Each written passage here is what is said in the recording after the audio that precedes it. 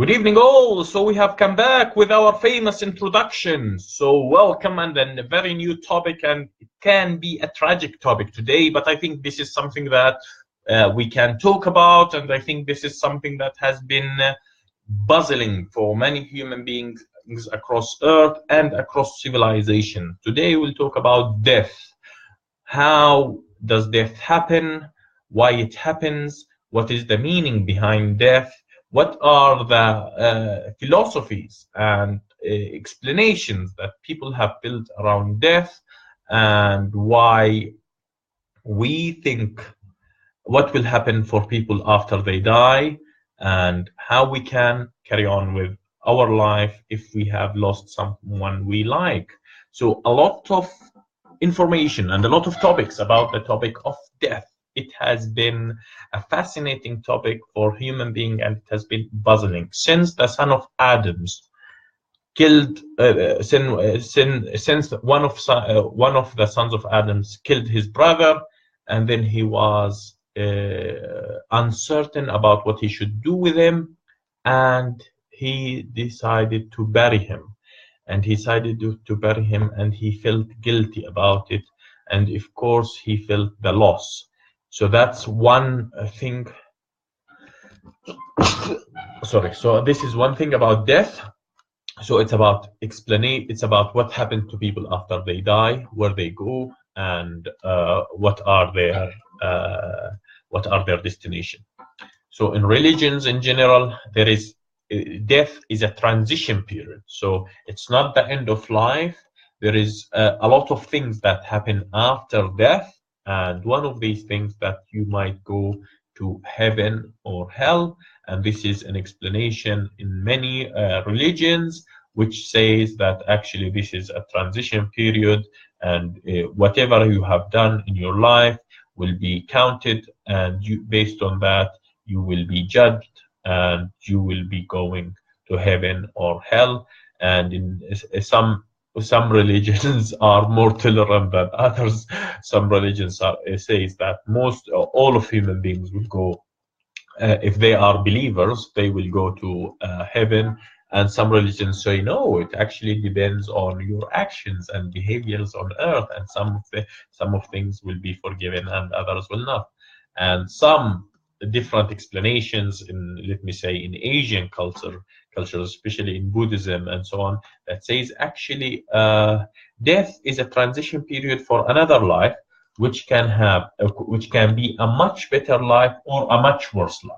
So if you have been good in your life, you will end up living another life that is much better than your first life. And if you are bad, you will end up in a life that is much worse than your current life. So your suffering in your life, in your current life, is dependent on your previous life or lives. So that's one explanation.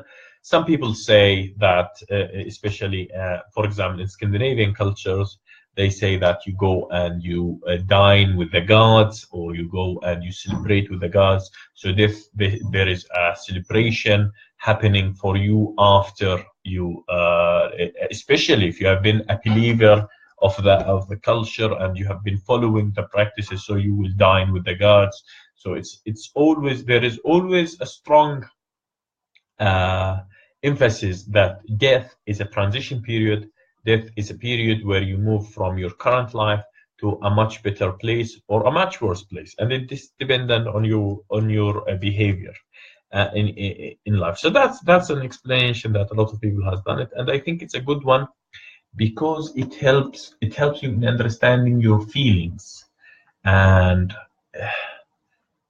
now the loss of someone that you like can ignite a lot of feelings within yourself. These feelings are feeling of grief, feeling of loss, feeling of let me say feeling of uncertainty, feeling of the desire for an explanation, feeling of being harmed.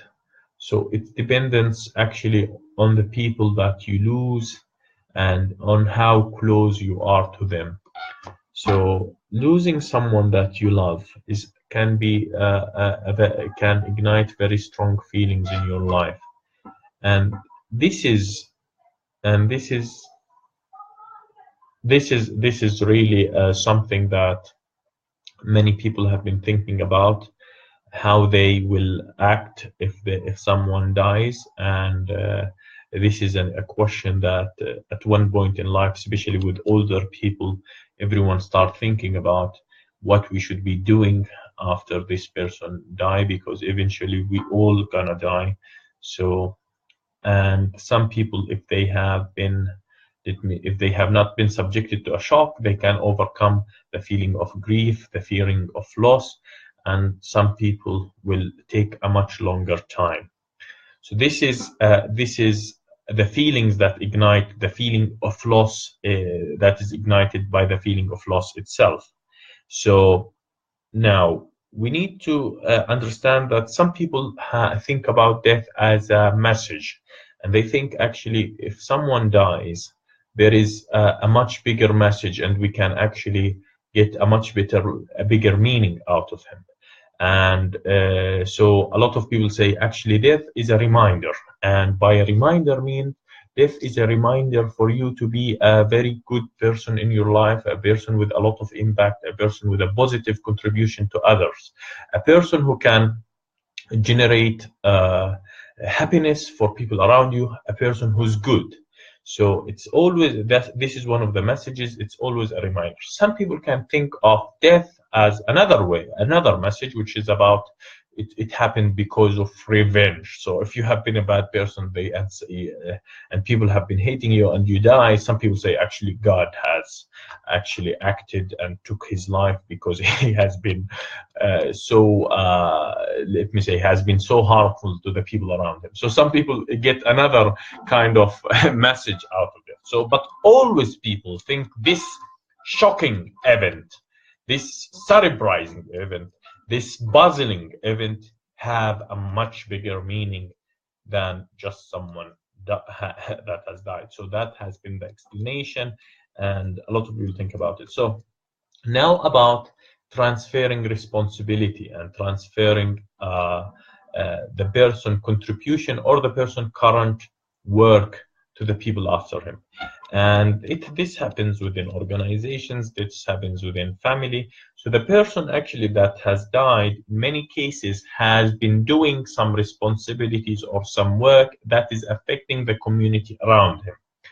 So it could have affected his family. So he could have been the source of income of the family, or he could have been a young child. So that depends on what was his responsibility level within his family. They also in organization or in companies or in communities. So there is different social responsibilities and different obligations that the person has been meeting, and everybody start thinking after that how we can fulfill these roles within the remaining people that we have or with the other people. And some people have been planning very well for this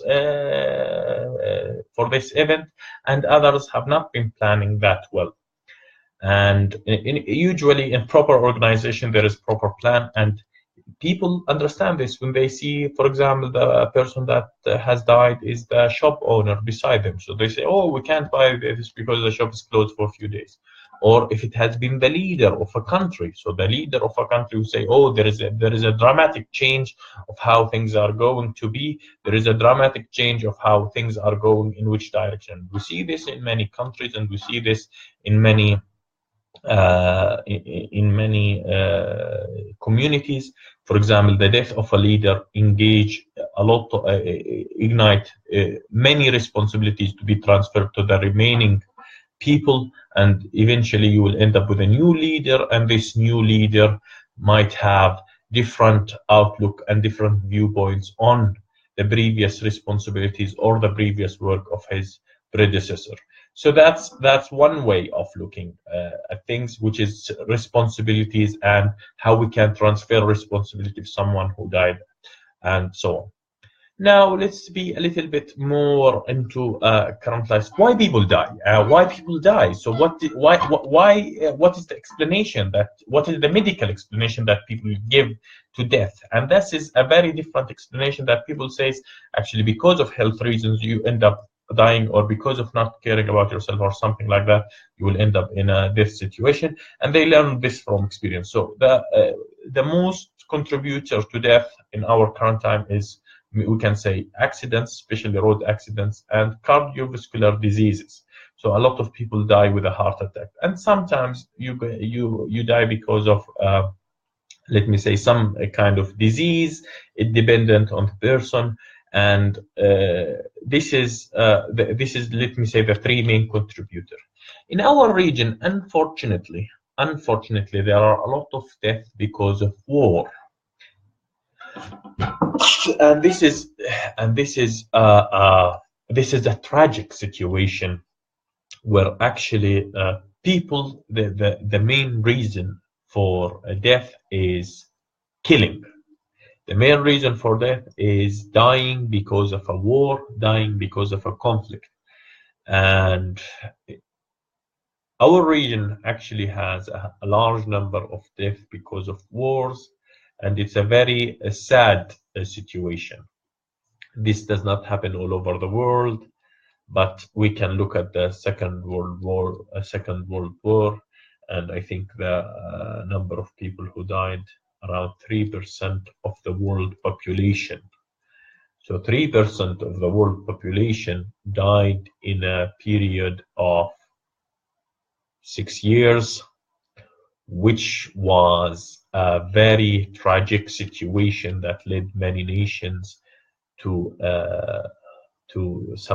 surrender. So if we look at Japan and the amount of people who died because of the nuclear bomb, so we are talking about 135,000 people died because of two quick events, and this happened maybe in a period of 5-6 days. So this is a tragic situation, but actually it happens across the globe.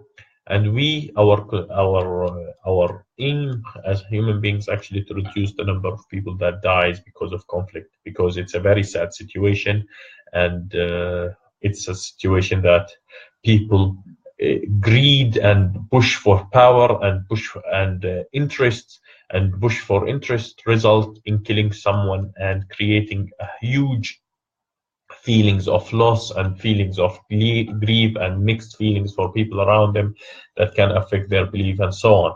So it's a very shocking event, and it's very sad that this event happens because of another human being. Now, that was my talk about death in general. Now I talk about the impact of people who died. So the impact of people who died can vary. If you have been responsible for a particular organization, and this organization has carried on, so your impact on earth will carry on, because they say actually you have been the founder of this organization, and this happened because this organization is here. So the founders actually get a lot of let me say, a lot of contribution. They got a lot of recognition for their contribution and their impact. So if you have been founding a business, if you have been founding an organization, if you have been founder of a country, everyone will always say, actually, we are here because of the work of our predecessors and of our ancestors and so on. So that's one. The second one is about kids. So if people see your kids, they say, this is actually what is your contribution in life, and this is the continuation of your life. Maybe you are not here physically, but your kids are here, which is something that has resulted because of your biological contribution. And some kids would follow their father and mother footsteps, and others will not. So that's the second one. The third one is about the feelings that you leave with others, and sometimes there are events, there are memories, there are certain situations where you have left people with where you have filled people with joy, or filled people with sadness, or filled people with some kind of let me say negative or positive emotions, and people will always remember that, and sometimes they will always remember that in their lifetime. After their death, I don't know if they transfer that, but I think this is another way of leaving your contribution. So that was my talk for today, and I think it was a very interesting and puzzling topic. I know it's a little bit tragic, but I think it's something that we can talk about. And I wish you a great evening. And I would say, with my famous closer, Salam.